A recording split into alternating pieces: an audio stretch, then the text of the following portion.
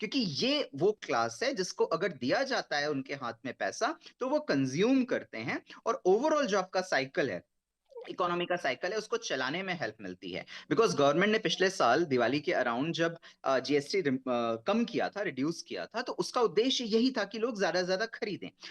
कुछ हद तक लोगों ने खरीदारी ज्यादा की, लेकिन अगर उनके हाथ में पैसा ही नहीं होगा तो वो खरीदारी किससे करेंगे? ये जो चीज है ये डिमांड जनरेट करती है, और डिमांड अगर जनरेट होती है आपकी तो ओवरऑल जीडीपी अपने आप बढ़ता है। तो इसलिए मैं उम्मीद कर सकता हूं कि 3 या उससे ज्यादा हो फिटमेंट फैक्टर, बट मुझे उसकी आशंका नहीं लग मतलब मुझे नहीं लग रहा है कि वो उतना हो जी, पाएगा। आपने बहुत अच्छे पॉइंट को रेस किया रजत जी, आपका मैं स्वागत करूंगी, क्योंकि देखिए 7वें वेतन आयोग में फिटमेंट फैक्टर का हम आंकड़ा देखें तो वो केवल 2.57 था। और आपने बिल्कुल ठीक कहा कि अभी वित्तीय बोझ बढ़ रहा है। इवन आप देखिए यहाँ पर जो युद्ध के हालात हैं, जाहिर सी बात है सभी देशों में फर्क पड़ा है इससे। तो यही वजह है कि सरकार बार बार कह रही है कि हम पर भैया वित्तीय बोझ बढ़ रहा है, इससे आगे हम नहीं कर सकते हैं। आपने बिल्कुल सही कहा कि अगर हम ऑन एन एवरेज देखें तो ये आपने कहा कि 2.25 से ज्यादा नहीं हो सकता, राइट? शंका मतलब यही चांसेस है कि इसके अराउंड होना चाहिए या अच्छा। इससे कम हो सकता है, मुश्किल है हाँ। इससे ऊपर होना। ठीक है, राज बिहारी जी, मैं आपका रुख करना चाहूंगी। राज बिहारी जी, देखिए यहाँ पर जनता ने जो एक्सपेक्टेशन किया है, तो जाहिर सी बात है अभी नजरें जो टिकी हुई है 31 जुलाई तक टिकी हुई है, क्योंकि डेट शीट सामने आ गई है। राज बिहारी जी, आज 5 जुलाई में हम बैठे हैं और 31 तक इज द लास्ट डेट। तो क्या लगता है तब तक सलाह मशवरा और यहाँ पर अलग अलग राज्यों का जो भ्रमण किया जा रहा है, ऑन एन एवरेज क्या आंकड़ा निकलकर सामने आ सकता है? हालांकि पहले हम स्पेकुलेट नहीं कर सकते हैं, लेकिन फिर भी जनता को कितनी उम्मीद देनी चाहिए? क्या ज्यादा उम्मीद भी तो आप नहीं दे सकते हैं ना, जितना कर नहीं पाएगी सरकार उतनी उम्मीद भी देना बेकरार है, यहाँ पर बेकार है, माफ कीजिए। नहीं, देखिए, ये तो तय है कि जो पुरानी बेसिक सैलरी है उसमें बढ़ोतरी होगी। और फिटमेंट फैक्टर कितना होता है इस पर अभी चर्चा चल रही है। हाँ। क्योंकि जैसे आपने बताया पिछली बार 2.10 था, और अगर ये बढ़ाकर 2.57 किया गया, हाँ। तो अब इसको बढ़ाने की बात है, तो कितना कितना बढ़ेगा? तो जाहिर है कुछ ना कुछ तो बढ़ेगा ही। अच्छा। ये बात सही है, जैसे कि दूसरे साथी कह रहे हैं कि 3 से कम होगा, लेकिन 3 से कितना कम होगा? अगर 3 से भी कम रहता है, चाहे 2.85 हो, 2.86 हो, तो भी जो तो भी जो वेतनमान है उसमें तो बढ़ोतरी होगी होगी। दूसरी बात है कि भत्तों को भी बढ़ाने की बात है। हाँ।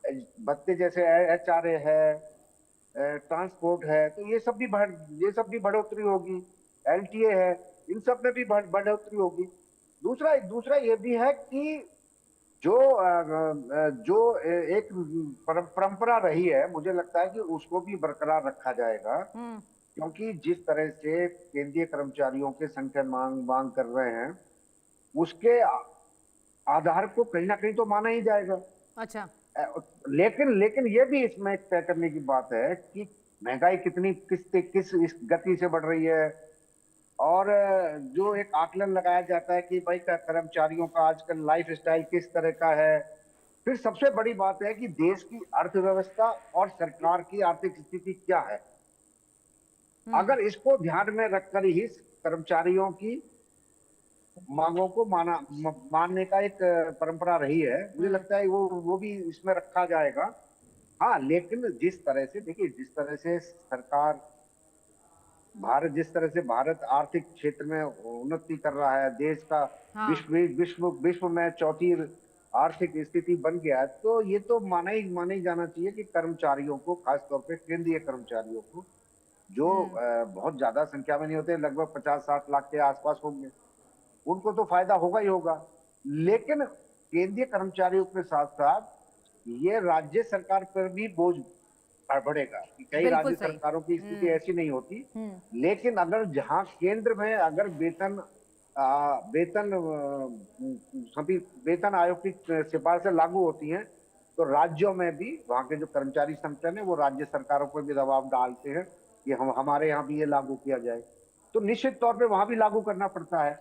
और आज आज जिस तरह से राजनीतिक परिवर्तन की गति तेज हो गई है, तो सभी राज्यों में चाहते हैं कि कर्मचारियों को ज्यादा से ज्यादा फायदा हो, उसका वेतनमान बढ़े, उनके भत्तों में बढ़ोतरी हो, और खास तौर पर जो रिटायर हो रहे हैं उनके पेंशन का ज्यादा ध्यान रखा जाए। तो मुझे मुझे लगता है कि ये जैसे मान के चल रहे हैं कि ये सरकार को मानना ही पड़ेगा, और साथ ही सरकार पर इसका बोझ भी पड़ेगा ही पड़ेगा। बिल्कुल आपने ठीक कहा, क्योंकि देखिए फिलहाल कर्मचारी संगठन जो है वो ज्यादा मल्टीप्लायर और बेहतर रिटायरमेंट फायदों की भी बात कर रहे हैं। रजत जी, आपसे मेरा एक सवाल होगा, देखिए यहाँ पर तमाम एक्सपर्ट्स का ये भी मानना है कि सरकार इसमें जितना टाइम लगाएगी, मतलब देखिए अब तो खैर आ चुका है